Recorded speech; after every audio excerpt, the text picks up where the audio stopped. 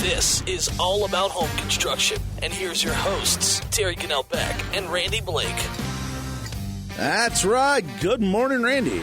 Terry. Happy Saturday, Ben. Happy Saturday to you and everybody out there. That's it. It's a beautiful Saturday morning. Little snow falling in the early part of April here, but that's okay because it's not very much. And it's well, you know, it is opening day of trout season. It's opening day of trout season. You would expect snow on opening day of trout season because that's what happens always on opening day of trout season. Yep. So yeah. So happy Trout Day to everyone out there, right? Yep. So. Well, hey, don't forget, you know, it's also a little after 8 o'clock, so that means the VFW breakfast just started up over here in Boone, right off of State Farm Road, and go by and check out the breakfast. 8 o'clock starts up, and it's good stuff this morning, right? Yes, it is. You know, I've got to commend Colin and Dave for what they've been doing since I've been out. Nice. And they're getting a good following, so that's important. And Sweet. Just this morning, just be a little patient because Colin's by himself. All right. Well, that's all right. You'll get over there at 9 o'clock, so we can get the rest of the crew going then. So. Yep. And but yeah, go check them out. But you have to go to the main entrance. Don't go to the side because of the construction going on. That's right. And so I know you guys are doing a lot of work over there, and it seems like everything's going well with the improvements. Yep. And all but that one little hiccup that was found. And that's the problem with the door. We have a rotten band. Got you. Whether they'd paved up against it. Yeah. And part of it didn't have any flashing on it. Oh. Or I couldn't tell you if the flashing dissolved. That could be right. Yep. Right. Because things like that do happen. Yeah. You know, that's one of the reasons we're not allowed to use aluminum. Right. Where it touches like asphalt or anything like treated wood. Because aluminum just rusts away. Yep. Well, don't really rust. Well, it just Sort dissolves. of falls, yeah, breaks apart. So, that's cool. That's cool. Well, yeah, so going on by the VFW, walking in one door instead of the others is not enough to keep you from going. So go by and check it out. Good stuff. So you guys will say.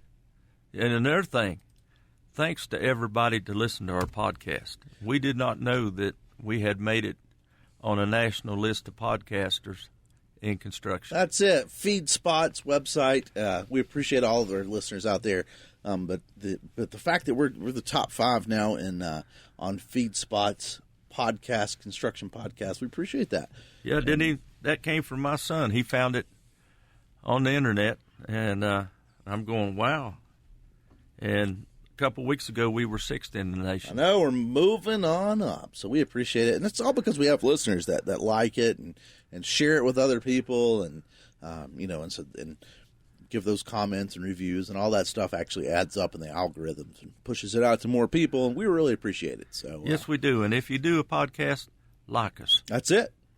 And for those that don't do the podcast, it's pretty easy too. I mean, it's just you can tell a smart speaker to play it, or you can just go to Google search and type in All About Home Construction, and we actually put the podcast part up on YouTube too. It just comes out a couple hours after the first one does on the podcast. It takes a little bit to render it into a video, but no, we appreciate it. So it's easy for all of you to find, and all of our likes and listens and stuff are going up, and then of course all the local people that listen on WATA, we hear you guys too throughout the week. So we appreciate it all. Yep, and we had Travis on last week, right? And I really appreciate that, and you wouldn't believe the comments we got on Travis being on the radio. Well, I'd like to get him back in because I feel like we only touched part of what we could talk about. There's so much more I think we could have dove into, and so yeah, maybe we can get him back in. Oh, I think so. We were talking last night, and he found somebody in Avery County that does have rootstock. Okay. And so him and Chuck are going to do some grafting. That's cool. Here shortly, as soon as he gets the rootstock. And Harry Yates, they're going to get some buds off Harry Yates' apple trees because Chuck said they were excellent apple trees. They just hadn't been maintained. Right. And Travis has been over there trimming them and stuff like that. So, well, it's funny you said that because, last week being Easter, on Sunday I was up at my parents' house up in Virginia and talking to my uncles. And I think I mentioned on the show, my grandfather's mom. So whatever you want to, however old that house was up there, it's turn of the century almost, and there's like 4 or 5 apple trees up there now that still are growing, and they're from day one kind of things, 100-year-old trees. And I mean, as a kid, they weren't the prettiest apples, but they were the best tasting apples in the world. And it's funny you said that because of the show we were talking about it on Easter Day, and I was talking to my uncles about it, and they're like, yeah, well, they're still there. They need to be maintained, but they're still growing. And I was thinking to myself, like, I'd love to graft that tree. Like, that'd be just because of the personal history to it, grafting it. And so now I know where some stock are. Yeah. So now maybe I can get him Travis to graft me an apple tree. So. Well, as a young kid, I got to go to my great grandmother's farm in West Virginia. It's up in Clay County, and me and my brothers was talking about this last night because we always talked about the old house, right? But they only had black cherry trees, and the black cherry trees were nearly 6 foot across. Wow! And so they only had one red cherry tree, and it was probably only about 10 inches. And but they're all gone now because the family died. It started dying out in the 70s, and but I finally got to go see the old house in '94. Right. And that house was built in 1715. That's awesome. And but there you go, family members that don't pay attention to the construction and stuff. And about 5 years ago, my first cousin posted a picture of it sitting on the ground. They had let it get in such disrepair that it fell. Yep. And when I walked in it in '94, it was still solid as a rock. Right. Well, when you let the elements in, it's that's where it picks up and causes issues. And any house. Any house, right? Water gets in, the roof starts to leak, and it's downhill from there, I guess. So. Well, the roof had been replaced at some time because it had 5V metal on it, which is probably all done with handshakes when it's originally built. But what truly amazed me was it was sitting on limestone blocks that were probably 4 foot by 4 foot by 2 foot. And so they were, a mile from the river. And I have no idea where they came from. But my dad told me when he was a kid, his grandfather had a dugout canoe that they would go down the Elk River to Charleston to get the food and supplies. And come, that's cool. And they 69 miles from that house to Charleston, West Virginia. Wow. So that would have been mid 1800s, I guess. And no, that was all the way into the 30s. Okay. And then they had to pull that boat back up the river. Wow. That's a lot of work. Well, that's how people lived back then. That's it. And he said it would hold. It was a big poplar tree that they'd hollowed out and hold 4 55-gallon or wooden kegs of flour. That's a big tree or big canoe. Yeah, and he was going to say, that's a lot of weight. Well, there was 12 in that family. Yeah, it'd take all 12 of them to get it up the river. I don't know, but it's just truly amazing. That's cool. The old construction and stuff, and what the old folks had to do. Yep. Well, you just did it to survive, right? So that's really cool. That's cool. So, it makes me wonder the house I was just telling you about. My great grandmother, I guess it was. I've never. I will say I've been in the house many times, and I've never thought about the foundation in it. Was it on a rock foundation or not? Well, we redid the house. Started around 95, 96, the old Monroe Herman home, and we got the dates down as close as we could. We went to everybody in the community, right? And the main part of the house they felt like was built between 1825 and 1850. That's cool. And my uncle told me, he said, "Go talk to your aunt. She's 106." And I went, "Okay, I have an aunt that old." And he said, "Yeah." And next day he said, "Don't worry about going talking to her. She died yesterday." But she would have been she'd have been the one to tell me the age that we could get it closer to. That's really cool. But it was the band on it was a log cut with a broad axe, and then a board was nailed on the back, and then the floor joist set on top of that log. Okay. And then my Uncle Dexter said, Dad used to buy his moonshine there. He said, what did the inside look like? Did it have big flat boards with little narrow strips in between it to seal the cracks from the weather? And I said, yeah. That's it. And then he said, yep, that was it. That's cool. But we found racks, that you stretch hides on, like muskrat and fox and stuff like that in the walls. That's neat. And I had them in my shop when they burned down. I hated that. That's really cool. That's cool. Because they's all whittled out of boards. Yep. And what they probably did was took a froe and busted them out and then took a draw knife and drawed them out. Yep. That's cool. That's cool. Well, speaking of moonshine, did you see on the news where down in Wilkesboro at the racetrack? Yep. They found the part of the stands were starting to break away, and then they found a little cave under there. They think it may be where the legendary Still was hiding. Well, you never know. That's it. But looking at that concrete and all them people been sitting there, that's what I was going to say. Like, wow. Well, that's some old engineering for sure. I don't think that would pass code today. No, I don't think so.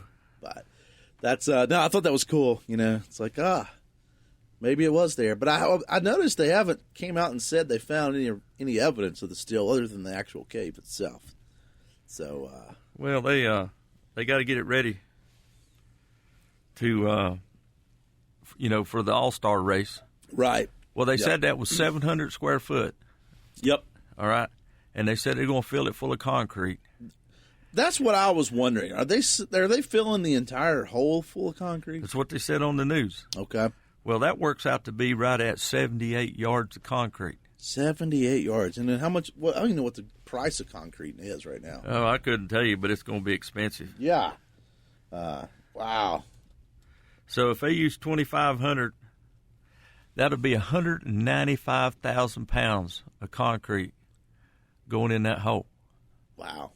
Now, that really worries me with that kind of weight being on that ground. What's it going to keep? Is it going to pull the rest of the grandstand down?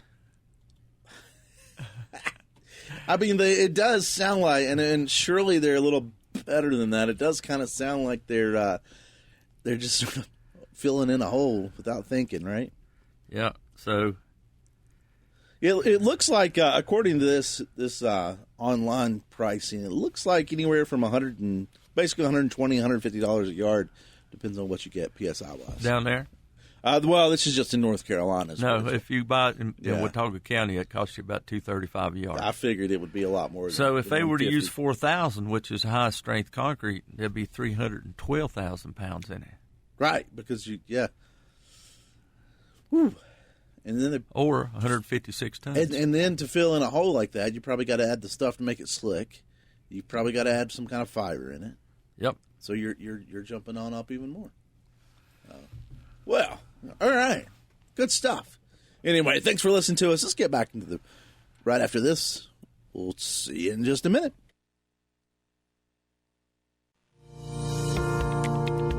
Obviously, by listening to this podcast, you see the value of All About Home Construction.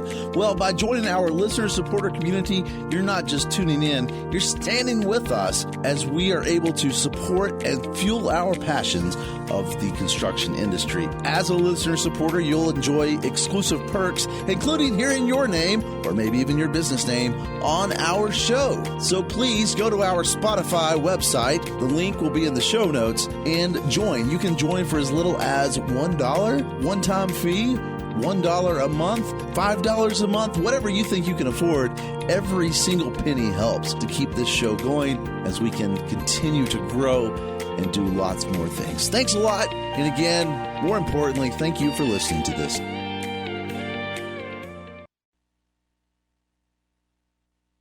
That's right. All About Home Construction here on WAETA. Thanks for listening to us. And again, thanks to all of our podcast listeners as well for making us ranked in the top 5 and on the construction podcast. We really appreciate that a lot. And so thanks for that. Thanks for that. So, Well, Randy, before we get into the show again, I just want to remind people the VFW breakfast going on this morning. It's already started up, so go on over there and check them out here in Boone and State Farm Road. But also, you guys are doing a fish fry on the 20th. I'll be back to cook it. Nice. And it'll be flounder, French fries, and slaw. Nice. And so I think we're going to go. I'm sorry to have to say, we're going to have to go up $14 a plate. Well, sadly, everything has to go up, right? Golly. You can't find anything at the grocery store now that's not more. And but it's from 4 to 7 on the 20th. On the 20th. And then, of course, while we're on the topic of food, the Masonic Spaghetti Dinner in Deep Gap at the Deep Gap Fire Department is a couple months away in June the 14th. So don't forget that. I know we'll remind you as it gets closer, but just to put it on your little radar there, as it gets closer to summertime, the Masonic Spaghetti Dinner at Deep Gap will be going on. So, we'll keep you up to date on that. Yep. All right. Well, so just full disclosure here on the show. Prior to coming on, Randy just bought a house. No, I didn't, but it scared me. It's wild. Here I watched this house on the news this morning, on TV this morning. It's one of the largest houses in North Carolina. It's right at 14,000 square foot, and it's for sale. And the workmanship is totally remarkable. Took 6 years to build, and they want $49.999 million for it, and it sits on its own 40 acres with a small lake. And next thing I know, here's all my information trying to email the realtor on it.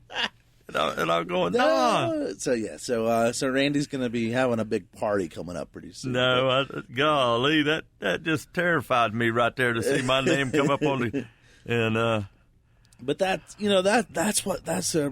a cool house, right? So this is a mountaintop mansion in Highlands, North Carolina. So for those looking at a map, it's close to the South Carolina border, like below Brevard, kind of close to Murphy, like that part of the state, the little tip there of North Carolina, up in the mountains. And it's only, like you said, it's only $49.9 million.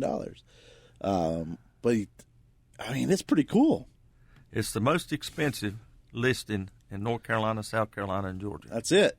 Which, by the way, just beat out the one for a measly $29.9 million, which was just here in the high country up in Linville Ridge, by the way.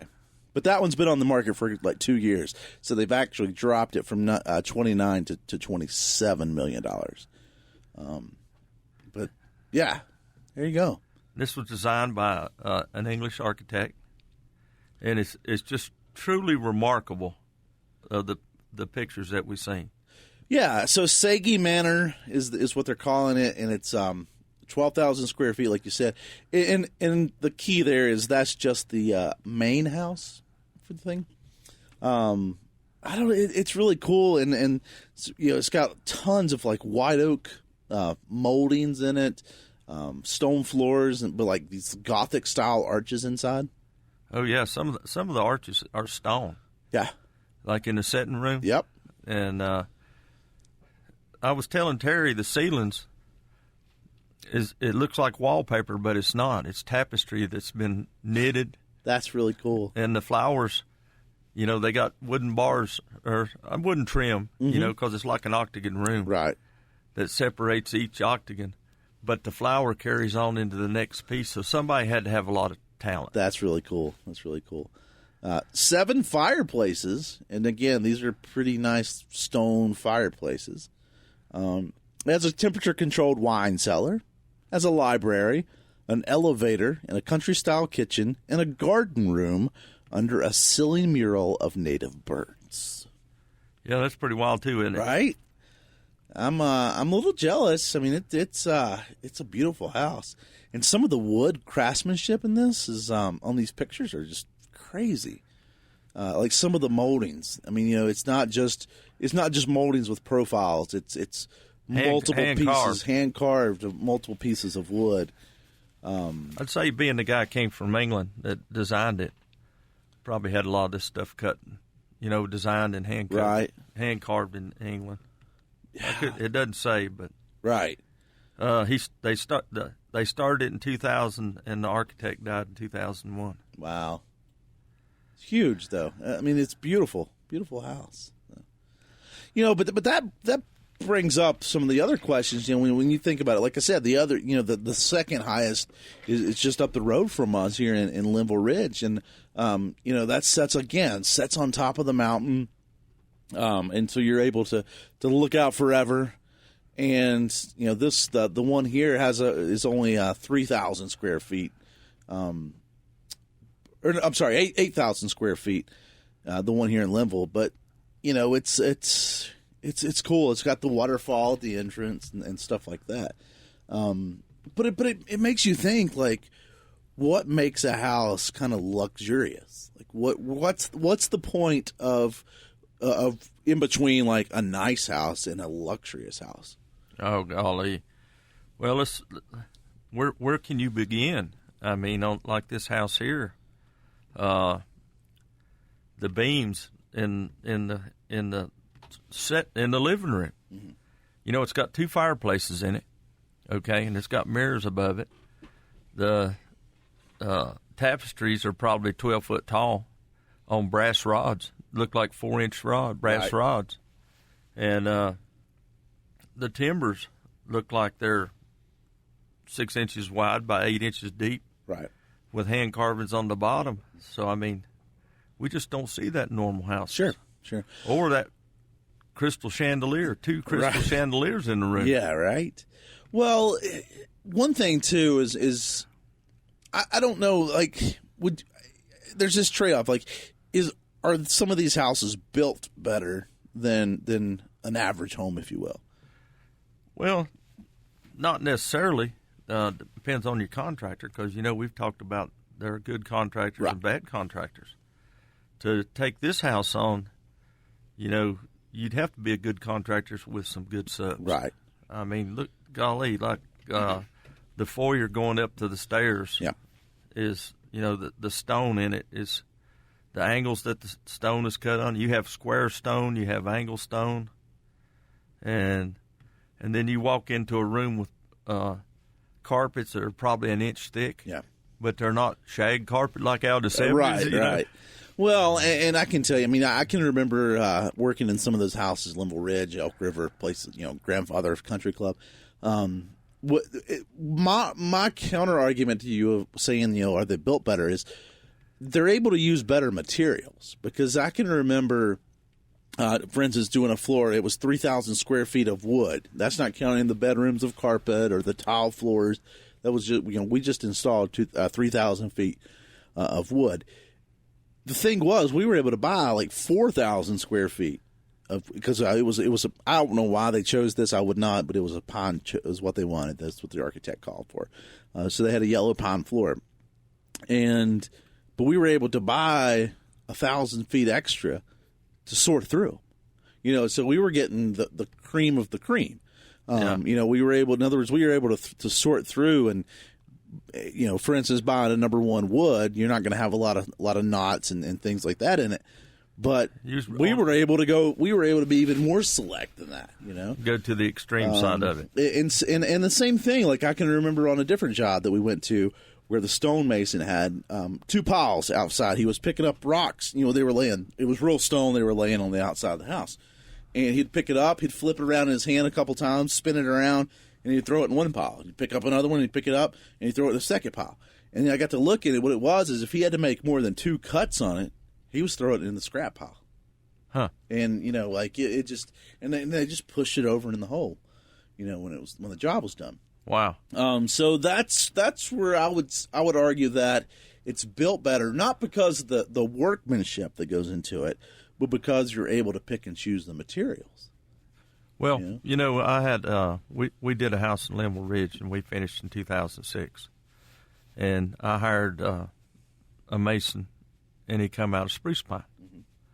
And he was from Portugal. And this was quite expensive stone. I'll have to get some pictures and post online on our Facebook. But he said, you have to know how to talk to the stone. Yeah. And every piece of stone he split.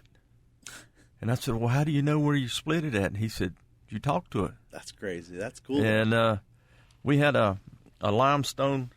The hearth was limestone, and it was about 3 inches thick, and the corner broke off, and I about died. And he said, no problem, Randy. He said, I'll fix that. And, he put that stone back together, and I never did see the seam in it. That's really cool. And I never did get to see how he did it. Right. And but he had to, break the edges off top and bottom, so he's up flipping the stone over and all this. Yep. It's amazing to watch one of those good craftsmen guys, working on that, because it is an art. It's more than just throwing something up there, hoping it sticks to some mortar. I mean, there's an art to it, and where to cut it, and how to cut it, and it's a big puzzle piece without the box to look at. Correct. And that's the reason rock work takes so long to do, because you got to have that stone fit in the right place. Mm-hmm. And we've seen some works where, especially some of these really, really nice houses where they can take some time and, the stone fits tight. I mean, we've all seen a house or two that, has 3 inches of mortar in between them. But we're not talking about that. We're talking about some of these that are tight and close, fitting and stuff. And it takes some work to do it. Yes, it does. You can't just caulk it and move on, It's totally amazing how people they do it, and with rock work. And that's the reason rock work costs so much, because it takes patience. Right. Well, I like to still go back and think. When we think of the mountains in North Carolina and luxurious houses, Biltmore being the main one, if you will, right? That's number one. And when you go back to the Gilded Age, when Biltmore was built, it was only a $5 million house, but today that would be like a $180 million house. So it's like, that's luxurious. But when you start to go in and think about, all these houses are in North Carolina in the mountains, and a lot of that's because of the views. Yep, the biggest part of that's because of the views.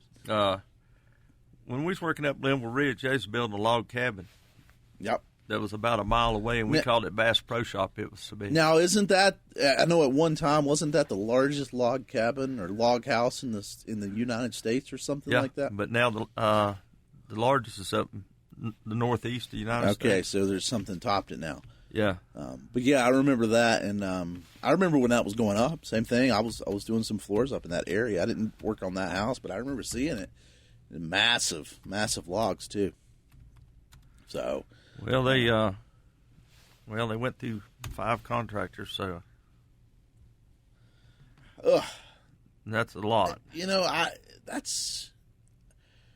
couldn't imagine. I don't know. It's just cool.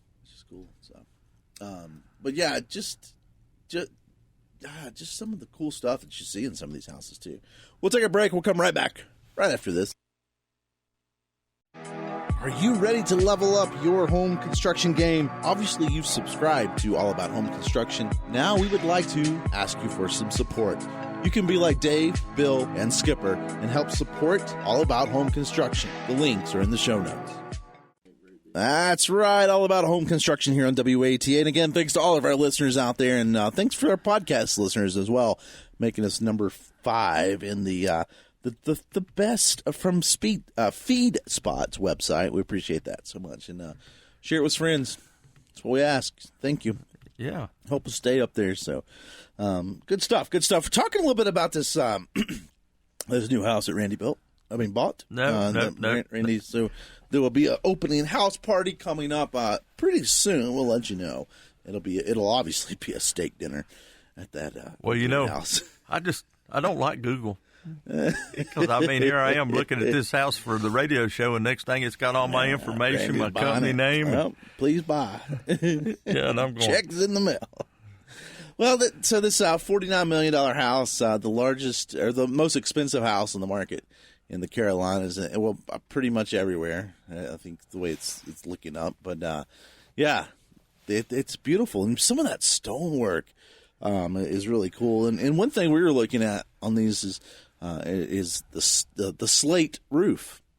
Correct. There's no shingles on this. There's no tin on this. This the roofing is slate, and the slate looks like it's an inch thick. yeah, This morning when I was watching it on TV, now the front of the house has conventional valleys in it, right. but the back of the house, they've made the valleys wider. Mm-hmm. So, most time when they do slate roofs, they do copper valleys, and they're exposed valleys. Because you can't bend slate. Correct. I mean, that's really where it comes down to, right? Yeah, and maybe we'll do a radio show on that's a whole different ball game when it comes to installing those right there. Well, that's sort of what I was going to ask you is like, what is when you're putting a slate up? I mean, I guess you need to plan for that when you're building the roof still, right? I mean, because it's a lot more weight than metal or shingles. Correct. You would have to start at the ground. It'd be part of your footers because of your load calculations and stuff. And which this gentleman, this Englishman was an architect. So right. Coming from England, he was probably full aware of the weights of the stones and the timbers and stuff like that. So to design the footers in. And this house, they had to shoot the top of the mountain off because it's solid rock. Solid rock, yeah. So it's really not going to go anywhere. But the point of it is you still have to allow for the footers. Mm-hmm. Well, that's what I was curious. Like I've seen new construction when you're putting in just a normal, if you will, chimney, and the footers underneath the chimney are pretty big, pretty deep. But I would imagine if you're going up and it's going to be a rock house or a rock wall on part of the house, even you probably should. I guess that footer would be different than in, a normal footer. It'd be a spread footer, right? To give you an idea, thin slate is about 800 pounds a square. Okay. Thick slate can go up to 1,500 pounds a square. Wow, that's a lot of weight. Yes, it is. I mean, compared to what would a square of shingles be? 300 pounds. 300, 400, yeah. What time you add your nails? Yeah, you're probably looking around 310, if that. That's crazy. Yeah. Wow, that's a big difference. You're tripling and quadrupling in some cases. So, and it's not like metal that's going to kind of spread that weight out, that load out. It's going to be it's going to be dead weight on top. The roofing metal, the ag panel that we sell mostly, it's 65 pounds a square. So there's a big difference between it and shingle. Yeah. A quarter inch thick slate weighs between 700 and 800 pounds a square. Okay. Ooh, that's crazy. Then you got to have your specialty tools. Yeah, like a slate hammer. Now, how is the slate actually attached to the roof? Copper nails on, and most of it, believe it or not, is put on lathing. Okay. So you just tack it in? Yep, 2 nails. Okay. Matter of fact, you take your. I watched it. They got a hammer, and you turn the slate. You turn the slate shingle, the back of it over, and you hit it with a hammer. What it does is pop out an indentation on the front, and that's where you put your nail in. Oh, so it's not a drill even. No, I mean you just. That's weird. That seems like a lot of work. Stone bearing capacity, 6,000 pounds a square foot. All right, there you go. So yeah, that's a big deal when it comes to the design part of your house. And I guess that's part of why you see such big timber frame, like why you see a lot of the timber frame stuff going into it. I would imagine that it's easier to get some of that weight and bearing loads with timber frame rather than just stick frame. It's all got to carry down to the ground. Right. Everything. So it's quite expensive. Well, that kind of reminds me about a house I remember working on. It was large cathedral ceiling in the main room. We were putting the floor in, but they had a steel I-beam that was going up to hold up the cathedral ceiling, right? Basically in the middle of the floor. Well, we all know that doesn't look good in a house like that, right?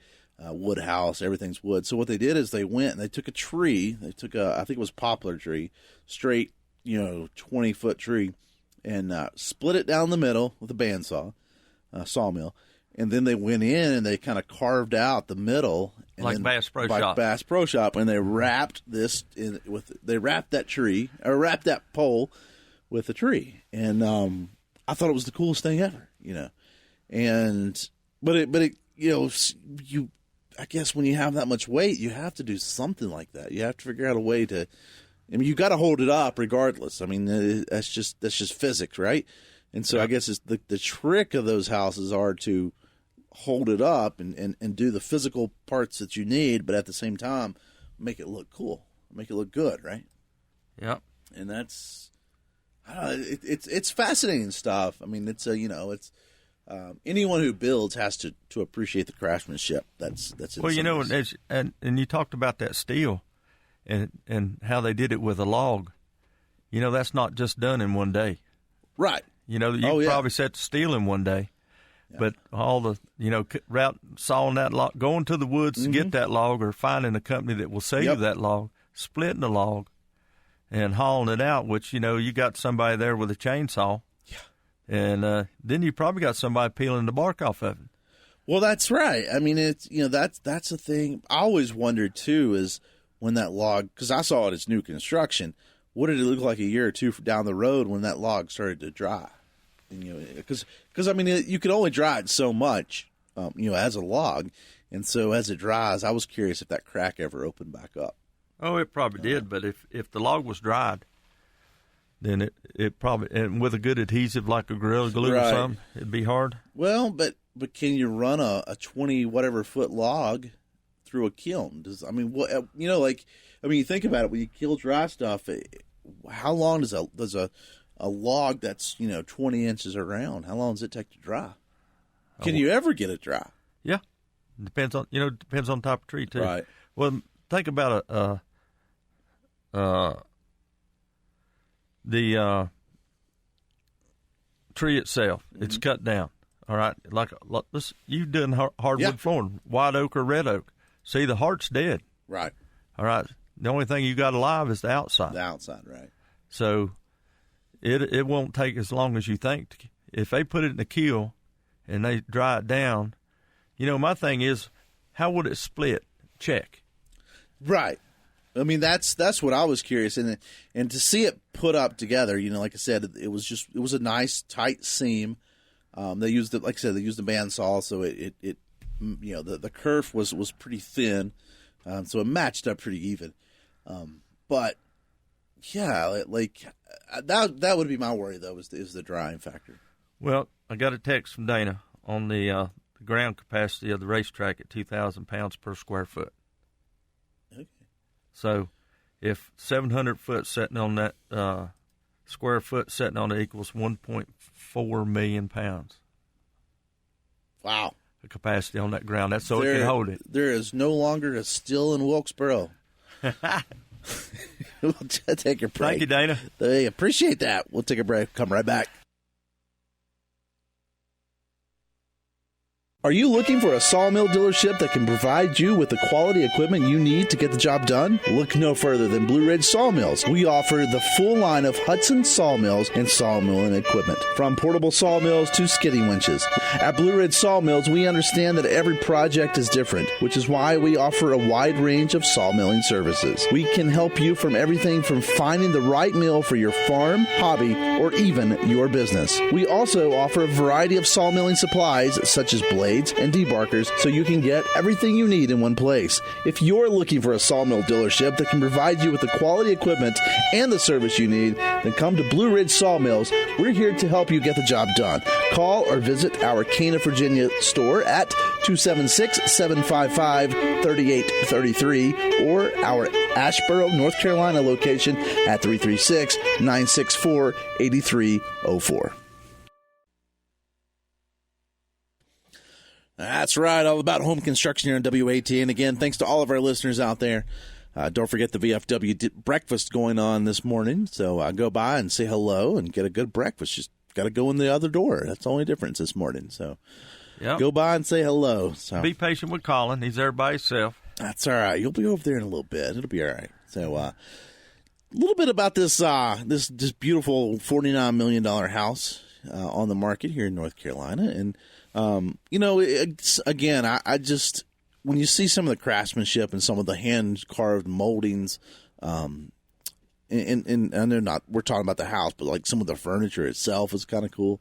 But we just keep going back to that stonework, and it's like, that's, to me, that, I don't know, that's my fascination today. Well, it is, and it's just remarkable to see it. And one thing that just blows my mind is they have a freestanding swimming pool. Yeah. I mean, it goes back into the bank, and I really can't tell how high it is, but it looks like it's about 10 foot deep in the front. And the back side's, I can't tell how high the steps are, just estimating. It's about 5 foot on the back side, and it has a little kiddie pool attached to it with a waterfall to go into the main pool. And the I guess they have bathrooms and a shower house there, and it must be nice to have money. And no, Terry said he's going to bring the wine when I buy it, but I'm not going to buy this house. Yeah. I can't believe my name come up on it. Well, you got to fill up that wine cellar with something. So don't you worry. I will go and I will make some. I'll start making wine and bottling it up now, so it'll age for you, and we'll fill up that. But those wine cellars. I mean, we could have fun talking about those one day, because if you've seen some of these wine cellars and caves, if you will, in some of these houses are beautiful.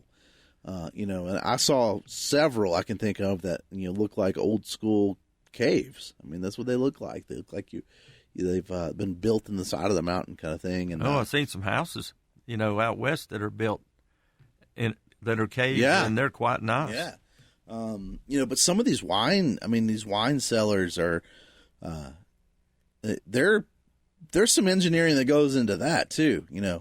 Not just aesthetics. You got to put some kind of refrigeration unit in a lot of them, and then like some of the bar tops and things like that.